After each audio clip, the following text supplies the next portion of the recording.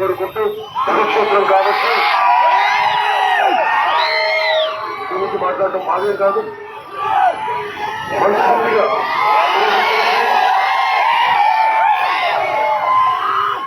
పండితులకి యువ గారికి మనస్ఫూర్తిగా ధన్యవాదాలు తెలుస్తున్నాం. అలాగే గణపతి వారి ఆలయం దగ్గర నుంచి తెలంగాణలో కొండగట్టు ఆంజనేయ వారిని దర్శించుకున్నాం.